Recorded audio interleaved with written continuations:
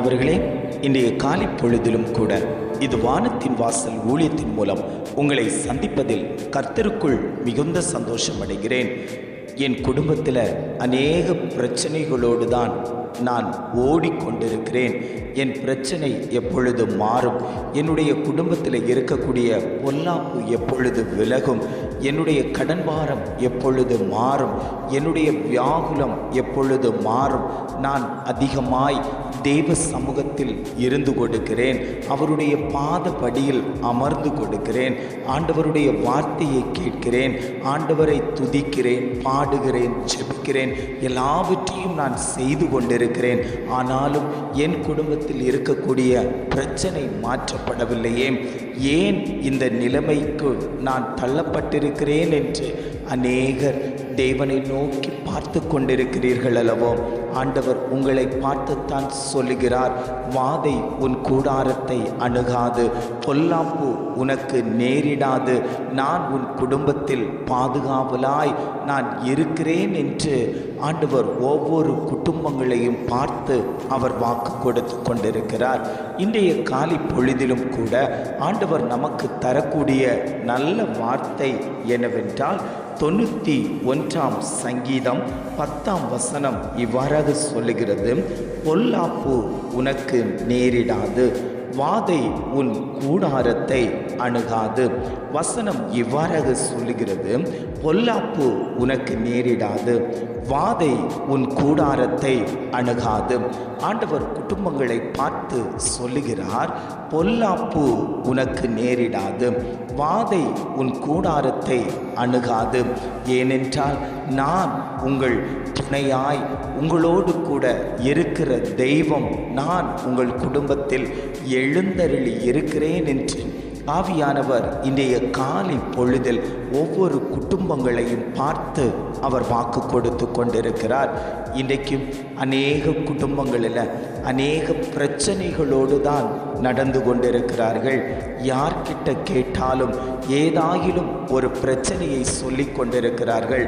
பிள்ளையை குறித்தான பிரச்சனை, புருஷனை குறித்தான பிரச்சனை, மனைவியை குறித்தான பிரச்சனை, பெற்றோரை குறித்தான பிரச்சனை, சொந்த பந்தங்களை குறித்தான பிரச்சனை, நட்புகளை குறித்தான பிரச்சனை, ஊழியத்தில் பிரச்சனை, வேலையில் பிரச்சனை, தொழிலில் பிரச்சனை, இப்படி பல பிரச்சனைகளை அடுக்கிக் கொண்டே இருக்கிறார்கள்.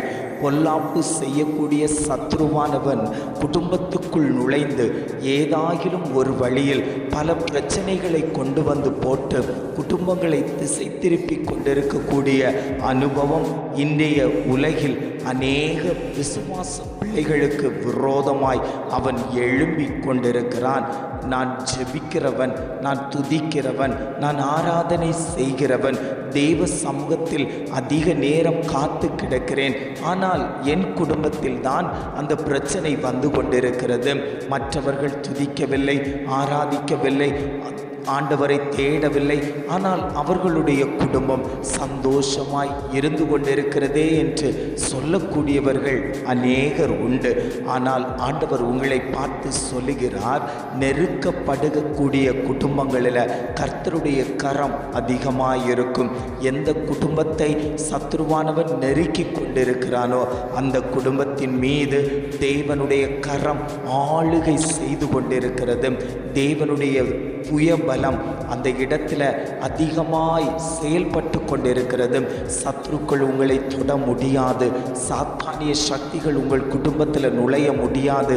ஏனென்றால் கோட்டையும் மதிலுமாய் அரணுமாய் உங்கள் குடும்பத்தை கர்த்தர் தூத சேனைகளுக்கு கட்டளை கொடுத்து அந்த இடத்துல ஒரு தெய்வீக பாதுகாவலை ஆண்டவர் வைத்திருக்கிறார். அவைகள் நம் கண்களுக்கு தென்படவில்லை, நம் செவிகளுக்கு கேட்கப்படவில்லை. ஆண்டவர் உங்கள் பாதங்களை கல்லில் மோதாதபடிக்கு தூதர்களுக்கு கட்டளையிட்டு கொடுத்திருக்கிறார்.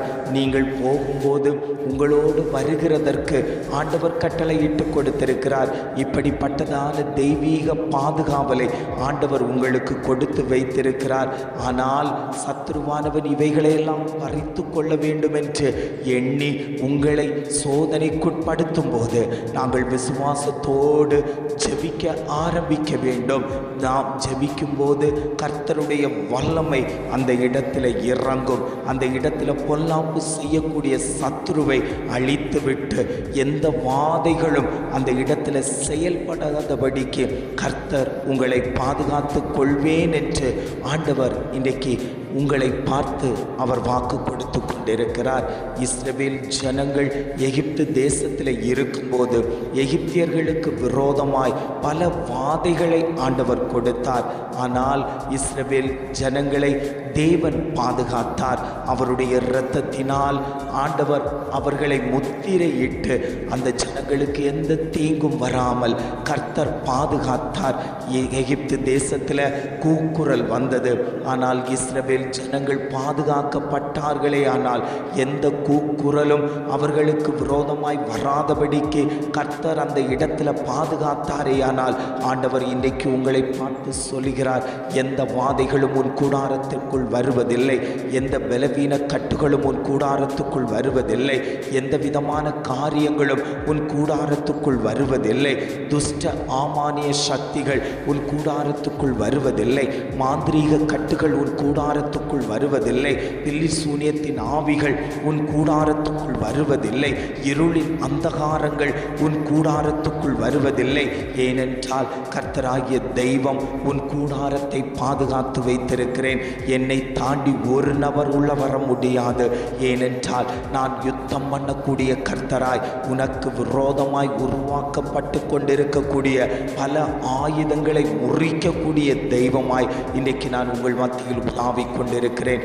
எத்தனை பேர் ஆண்டவரே என் வாழ்க்கையில் கர்த்தர் வாங்கப்பா, என் குடும்பத்தில் வாங்க ஆண்டவரே, இந்த பிரச்சனைகளை விடுபட தேவன் எங்களுக்கு உதவி செய்யுங்கப்பா, இந்த வாதைகள் எங்கள் குடும்பங்களை விட்டு வெளியேறட்டும், எவ்வளவோ பிரயாசப்படுகிறேன், ஜெபிக்கிறேன், ஆனாலும் என்னுடைய இந்த பிரச்சனை மாற்றப்படாமல் இருந்து கொண்டிருக்கிறதே, நீர் எங்கள் குடும்பத்தில் வருவீராக என்று எத்தனை பேர் அழைத்து கொள்ளுகிறீர்களோ அத்தனை பேர் குடும்பத்திலேயும் தேவனுடைய கரம் வைக்கப்படுகிறது. தேவ ஆசீர்வாதம் அந்த குடும்பத்தில் நிலையாய் ஊற்றி கொடுக்கப்படுகிறது.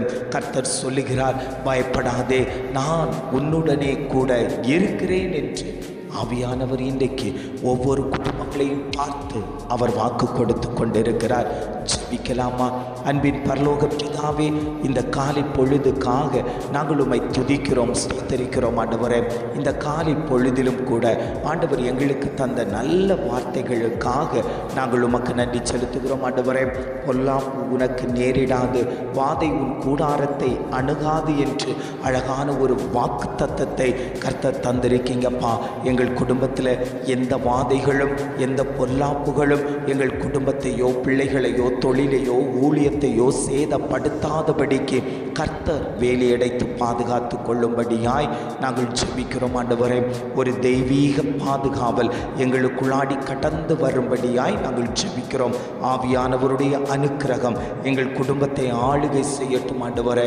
பிள்ளைகள் போகிற வருகிற வழிகளில், பிள்ளைகள் வேலை செய்யக்கூடிய இடத்துல, கையிட்டு செய்யக்கூடிய காரியத்தில், அலுவலகத்தில், தொழில்களில், நிற்கக்கூடிய இடத்துல, இருக்கக்கூடிய இடத்துல தேவ கரம் ஆளுகை செய்யும்படியாய் நாங்கள் ஜெபிக்கிறோம்.